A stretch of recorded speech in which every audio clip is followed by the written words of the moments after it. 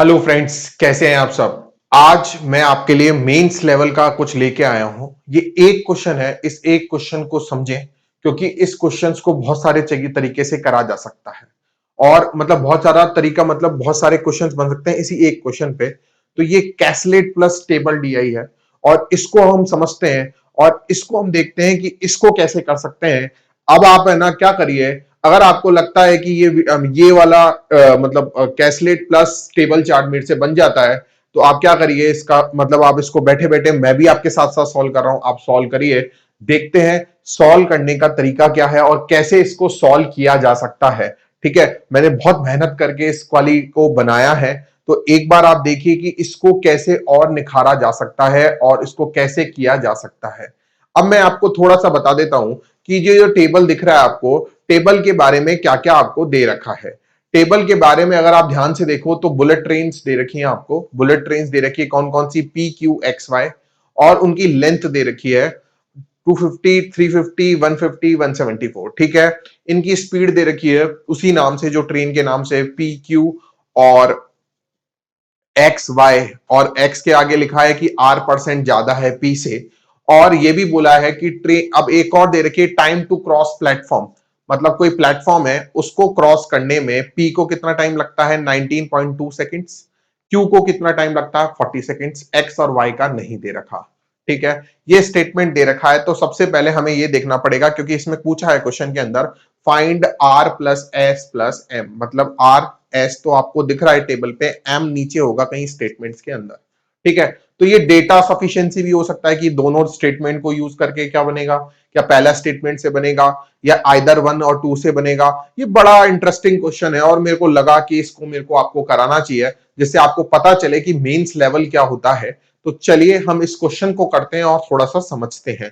देखिए are S तो आपको चलो फिर भी क्वेश्चन में टेबल में दिख रहा है, लेकिन एम नहीं दिख रहा, एम नीचे से दिखेगा। तो देखो लेंदी है ये, लेकिन अगर इसको करते हो तो होता है कि 2-3 क्वेश्चन इस पे बने तो अपने 5-6 नंबर आ जाए। तो चलिए हम स्टार्ट करते हैं इसको करना। तो देखो सबसे पहले बेसिक चीज करते हैं कि देखो ट्रेन पी के बारे में दे रखा है 250 लेंथ है वो, और 250 लेंथ के साथ साथ आपको दे रखा है कि उसकी स्पीड पी है और वो 19.2 सेकंड में एक प्लेटफॉर्म को पार करती है। तो देखिए ध्यान से देखना, देखिए इसमें इक्वेशंस बनेगी। अगर अब इसमें इक्वेशन बनेगी तो हम लोग क्या करेंगे, इक्वेशन के हिसाब से सॉल्व करेंगे। अगर ट्रेन पी की बात हो रही है, वो किसी प्लेटफॉर्म को, दो ट्रेन की लंबाई कितनी, देखो time is equal to distance upon speed होता है, डिस्टेंस अपॉन स्पीड होता है। मैं थोड़ा नीचे लिख देता हूं। ठीक है, तो अगर मैं पी की बात करूं तो time is equal to distance upon speed होता है। ठीक है, अब आप देखो कि उसने प्लेटफॉर्म को कितने सेकंड में पार किया है, 19.2 सेकंड में। कितने सेकंड में, 19.2 सेकंड में। एक बात और, हम पी क्यू क्यों निकाल रहे हैं, क्योंकि आर एस निकालने के लिए पी पता होना चाहिए, तभी ट्रेन एक्स की स्पीड आएगी, ट्रेन वाई की आएगी। तो कोशिश करते हैं हम लोग 19.2 सेकंड, ध्यान रखिए ये सेकंड में है तो जो स्पीड होगी उसको भी सेकंड में चेंज करना पड़ेगा। ठीक है, अब इसकी डिस्टेंस, ट्रेन की लंबाई कितनी दे रखी है आपको 250। अब वो किसी प्लेटफॉर्म को कवर करती है, तो प्लेटफॉर्म को कवर करती है तो मैं प्लेटफॉर्म को डी ई कुछ भी मान लेता हूं, तो ई मान लेता हूं। ठीक है, तो ई मान लेता हूं, तो देखो कितने सेकंड में स्पीड, अब ट्रेन की स्पीड क्या है पी, तो पी मान ली। ठीक है, लेकिन ये किलोमीटर पर आवर में, इसको मीटर पर सेकंड में चेंज करने के लिए 5/18 से मैं मल्टीप्लाई करूंगा। तो 5/18 से मैं मल्टीप्लाई करता हूं तो देखो क्या बनता है, 19.2 5/18। ठीक है, और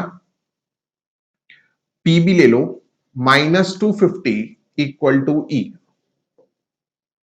ठीक है, अब इसको थोड़ा सॉल्व करना चाहो तो आप सॉल्व कर लो। सॉल्व करते हैं तो देखो क्या होता है, 18 के 6 की टेबल में कट जाएगा। काटना है तो आप काट सकते हैं इसको, तो देखो मैं काट देता हूं इसको। पॉइंट हटाया, 10 आया।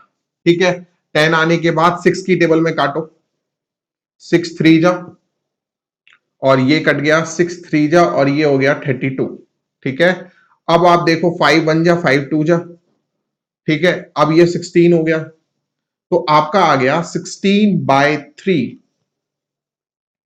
P -250 इक्वल टू ई। एक तो वैल्यू ही आ गई आपकी। ठीक है, अब दूसरा आपको कहा है कि ट्रेन जो है, दूसरी ट्रेन जो है वो 40 सेकंड्स में पार करती है। तो एग्जैक्टली ये इक्वेशन बना लो 40 इक्वल टू, देखिए मैं इसको मिटा दूंगा क्योंकि ये इक्वेशंस काम आएगी। 40 इक्वल टू, अब जैसे 40 इक्वल टू बोला तो 40 इक्वल टू ट्रेन क्यू की डिस्टेंस देखो 350 और प्लेटफॉर्म तो वही है तो ई मान लो, ठीक है। और कितने सेकंड में कार्य करती है तो वो 40 सेकंड दे दिया। स्पीड क्या है, अपन ने ट्रेन की स्पीड क्या है, ये आप मान लो क्यू मान लो, ठीक है। तो क्यू दे रखी, मान क्या लो, दे रखी है, ठीक है। अब इसको आप सॉल्व करो। अब एक और बात, ये इसको मीटर पर सेकंड में चेंज करने के लिए 5/18 से मल्टीप्लाई करना पड़ेगा। तो देखो ये हो गया आपका 200 क्यू बाय 18 माइनस 350, ठीक है, इक्वल टू ई की ये इक्वेशन बन गई। एक ये इक्वेशन बन गई। देखिए बड़े बड़े क्वेश्चंस, मैंने बोला कोई शॉर्टकट काम नहीं आता, छोटे छोटे क्वेश्चंस नहीं आते। एक ये इक्वेशन बन गई, एक ये इक्वेशन बन गई। दोनों की वैल्यू ई के बराबर है। जब दोनों की वैल्यू ई के बराबर है तो क्या करेंगे हम लोग, हम दोनों को बराबर पुट करेंगे और हम लोग पी और क्यू की इक्वेशन बनाएंगे। चलिए देखते हैं कि इसकी इक्वेशन क्या बनेगी। तो मैं मिटा देता हूं, यहां से मिटा देता हूं, ठीक है, यहां तक मैंने मिटाया। अब आप देखिए दोनों की वैल्यू को मैं बराबर रख रहा हूं, दोनों की वैल्यू को मैंने जैसे ही बराबर रखा,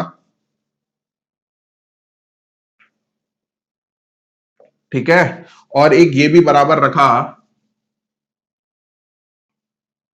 तो बराबर रखते ही ये हो गया। अब क्या होगा कि थोड़ा इसको क्यू पी को एक तरफ ले लो और उसको एक तरफ ले लो। तो देखो 200 Q upon 18 minus 16 P upon 3 equal to 100, ठीक है। अब आप थोड़ा अपना एलसीएम लेके, इसको अगर मैं एलसीएम लेके सॉल्व करूं तो 200 क्यू माइनस 96 हो जाएगा, है ना, 16 6 96, और ये 18 एलसीएम आया तो यहाँ 1800 हो गया।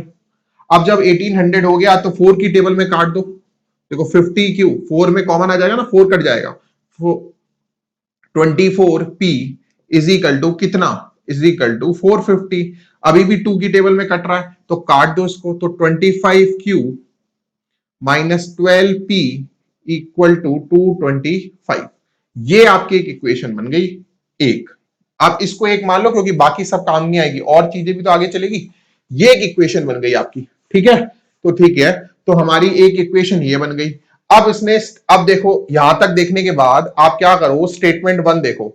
अब स्टेटमेंट वन ये कह रहा है जब दोनों ट्रेन, बुलेट ट्रेन पी और क्यू दोनों अपोजिट डायरेक्शन में चलती हैं तो उसे 18 सेकेंड्स लगते हैं। कितने सेकेंड्स लगते हैं, 18 सेकेंड्स। तो देखो आप, दोनों ट्रेनें की length time is equal to distance upon speed, तो दोनों की डिस्टेंस कितनी है, 250 प्लस 350।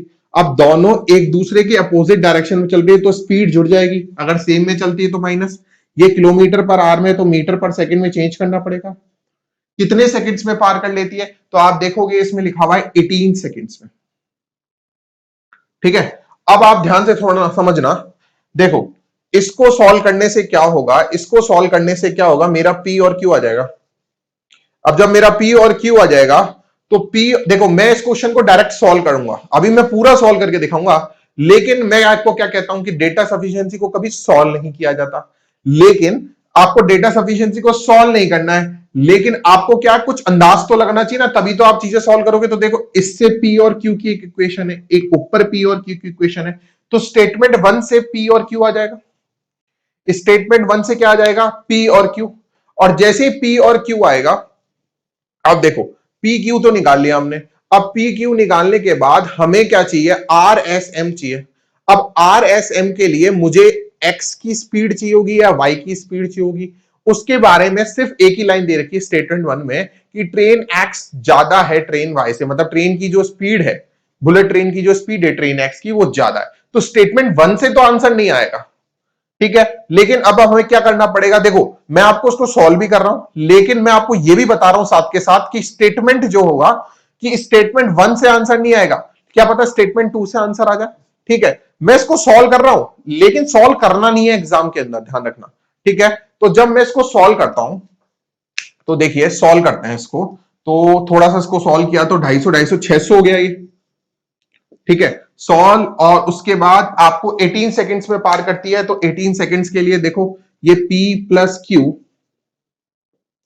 5/18 और ये 18 सॉरी। तो ये आपका अगर आप ध्यान से देखो तो 18 से 18 कैंसिल, और ये आप देखो 120 is equal to P plus Q आ गया। 120 is equal to P plus Q आ गया। अब ये दो इक्वेशन हो गई, इसको सॉल्व करते हैं हम लोग, बाकी को मिटा देते हैं। ठीक है, थोड़ा सा व्यवस्थित तरीके से चीजें करते हैं। देखिए, तो आपकी इक्वेशन देखो, ये बना P प्लस, यहां P लिखा है तो यहां P लिख दो, P plus Q equal to 120। ठीक है, अब 12 से काटना है, 12 से काट दो, आपकी जैसी इच्छा हो वैसे करो। ठीक है, इसको सॉल्व करो। अब आप बताओ कि इसको सॉल्व करके P और Q की वैल्यू कितनी आएगी, जरा बताइए। P और V की वैल्यू कितनी आएगी? ठीक है, तो P और Q की जो वैल्यू आएगी, P की आएगी 75, Q की आएगी 45। P की आएगी 75, Q की आएगी 45। ठीक है, P की 75 45 चेक कर लेना आप, 75 45 इसमें रखो तो 120 हो गया। ठीक है, यहां तक P और Q की वैल्यू आ गई। ठीक है, आप इसको सॉल्व करके देख लेना, आपका आंसर आ जाएगा। अब P और Q की वैल्यू आने के बाद नेक्स्ट स्टेटमेंट में चलना पड़ेगा, लेकिन उसके पहले एक स्टेटमेंट पढ़ना पड़ेगा कि ट्रेन X की जो स्पीड है वो ज्यादा है ट्रेन Y से। ठीक है, तो अब देखो इस दोनों P और Q का इस्तेमाल होगा, तो इसलिए मैं P और Q की वैल्यू यहां रखता हूं। देखो P की वैल्यू आई 75 और Q की वैल्यू आई 45। ठीक है, अब आप स्टेटमेंट 2 पे चलिए। आप देखिए, अब आप मुझे बताएं जरा कमेंट सेक्शन पे कि आपको यहां तक फर्स्ट स्टेटमेंट तक सबको क्लियर हो चुका है, कोई डाउट तो नहीं है? ठीक है, फटाफट बताइए, फटाफट बताइए कमेंट सेक्शन पे कि आपको कोई डाउट तो नहीं रह गया है, बताइए, जल्दी जल्दी बताइए।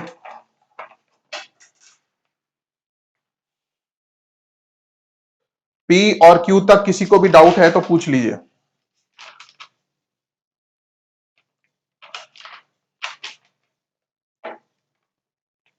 बताइए बताइए, फटाफट बताइए। ठीक है, चलो पी और क्यू तक तो आप लोग फिर भी कर लेंगे। ठीक है, अब हम चलते हैं स्टेटमेंट 2 पे। ठीक है, अब स्टेटमेंट 2 पे क्या कह रहा है, तो आगे उसको समझो। When both the train bullet trains X and Y travelling in opposite direction, then time taken to cross each other in 7.2 seconds.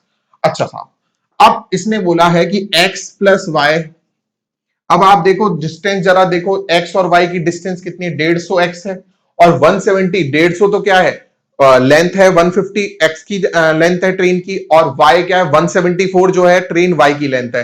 तो 150 प्लस 174 हो गया 324 हो गया, कितना हो गया, 324। तो 324 तो डिस्टेंस हो गया, राइट, 324 डिस्टेंस हो गया। अब दोनों किस डायरेक्शन में चल रही हैं, अपोजिट डायरेक्शन में चल रही हैं। तो x प्लस वाई, और कितने सेकंड्स में कर रही हैं, तो आप देखोगे 7.2 सेकंड्स।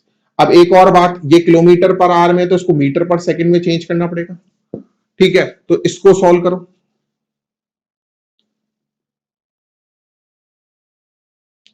ये किया, देखिए मैंने फिर बोल रहा हूं, अभी मैं आपको बताऊंगा, इसको सॉल्व करने से हमें बहुत सारी चीजें पता चलेंगी। ठीक है, तो ये 10 यहां आ गया, 18 4 जा हो गया, 5 1 जा, तो ये 2 हो गया, तो ये हो गया आपका 162 एक्स प्लस वाई, ये इक्वेशन बन गई। 162 एक्स प्लस वाई, ये इक्वेशन बन गई दोस्तों। ठीक है, इसमें तो किसी को कोई डाउट नहीं होगा, बड़ा बेसिक चीज था। देखिए थोड़ा सा समझेंगे ना तो चीजें बहुत अच्छे से क्लियर हो जाएंगी। ठीक है, तो एक ये इक्वेशन बन गई, यहां लिख देते हैं हम X plus Y equal to 162।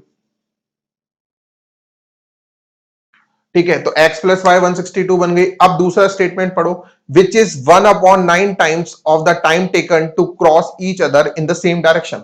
मतलब अगर सेम डायरेक्शन में चलती हैं तो देखो डिस्टेंस तो होगी इनकी वही 324, डिस्टेंस तो 324 होगी, लेकिन अब सेम डायरेक्शन चल रही है तो स्पीड x माइनस वाई होगी। 5/18 से मल्टीप्लाई करेंगे, तो अब इसने बोला है कि ये जो 7.2 सेकेंड्स है, ये 1/9 है जब वो सेम डायरेक्शन में चलता है, इसका मतलब ये 9 से मल्टीप्लाई होगा। तो 9 2 जा 18, और 9 2 जा 18 के 1, ये हो गया 64.8। ठीक है, तो इसका टाइम कितना हो गया, टू क्रॉस सेम डायरेक्शन में क्रॉस करने के लिए कितना टाइम हो गया, 64.8। ठीक है, तो अब आप इसको सॉल्व करो।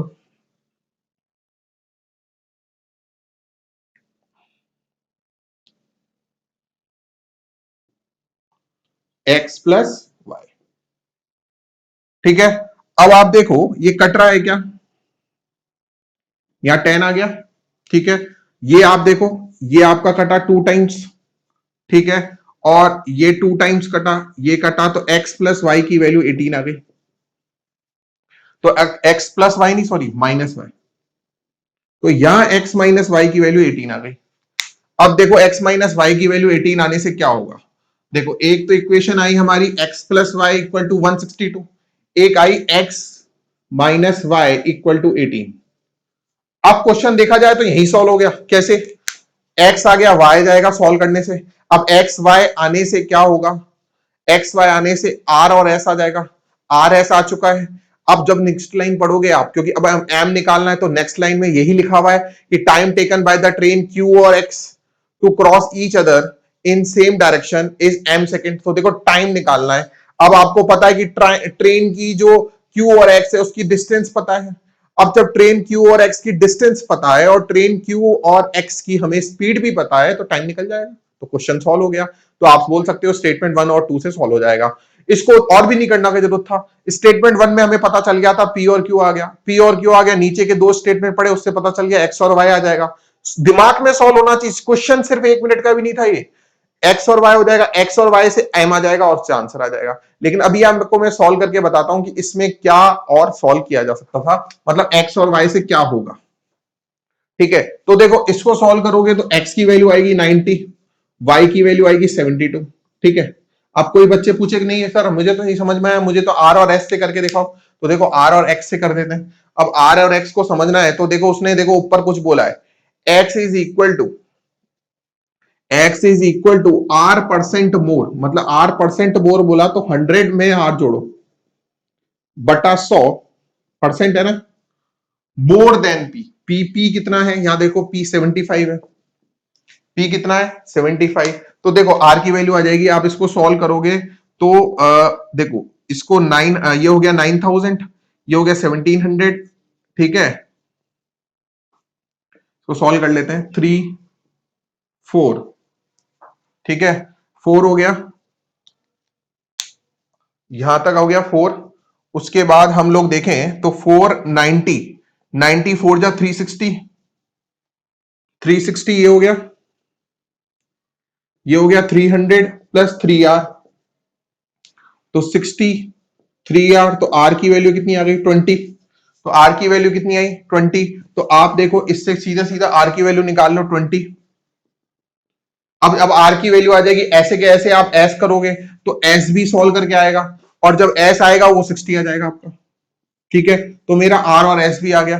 ठीक है, तो अब जो वैल्यूज आती जा रही है वो लिखते जाओ। जैसे यहां पर आया एक तो x की वैल्यू 90 आ गई, y की वैल्यू 72 आ गई, r की वैल्यू 20 आ गई, s की वैल्यू कितनी आ गई 60 आ गई, है ना। अब यहां तक आने के बाद आपसे लास्ट लाइन कही है, उससे देखो क्वेश्चन समझ में आ जाएगा आपको। ठीक है, अब लास्ट लाइन क्या कही है आपको, लास्ट लाइन आपको ये कही है कि time taken by train Q and x, time निकालना है, मतलब वही टाइम एम सेकेंड निकालना है। तो Q और X का अगर आप देखो तो 350 प्लस 150, 500 तो डिस्टेंस हो गया। अब आप Q और X की स्पीड देखो, एक तो ट्रेन Q की बात करिए तो Q की अब है 45 और X का कितना 90, दोनों सेम डायरेक्शन में, तो 90 माइनस 45। ठीक है, अब ये कर दो 5/18 से मल्टीप्लाई, है ना। अब देखो 500 अपॉन 45, ठीक है, 9 की टेबल में काट दो, 25 की टेबल में काटा, 25 20/2, नहीं 25 देखो 1000 हो गया ऊपर तो, और ये 25 हो गया, तो 40 सेकेंड्स आपका आंसर आ गया, तो ये 40 हो गया। ठीक है, आर एस एम की वैल्यू पूछी थी तो देखो 40 ये हो गया। अब आप बोलोगे सर ये एक तो टाइम है और एक स्पीड है, तो कैसे ऐड कर रहे हो, बस उसने वैल्यू पूछी थी आर एस के एम की, तो देखो एम आ गया 40, आर निकाल लिया 20 60 80 80 और 40 120 आंसर आ गया। ठीक है, तो होप सो ये डीआई डेटा सफिशिएंसी के साथ जो ब्लैंक डीआई होती है, ठीक है, वो सारी चीजें मिलके ये क्वेश्चन बनाए। होप सो आपको समझ में आएगा। अब मिलते हैं नेक्स्ट डीआई पे, टिल देन बाय।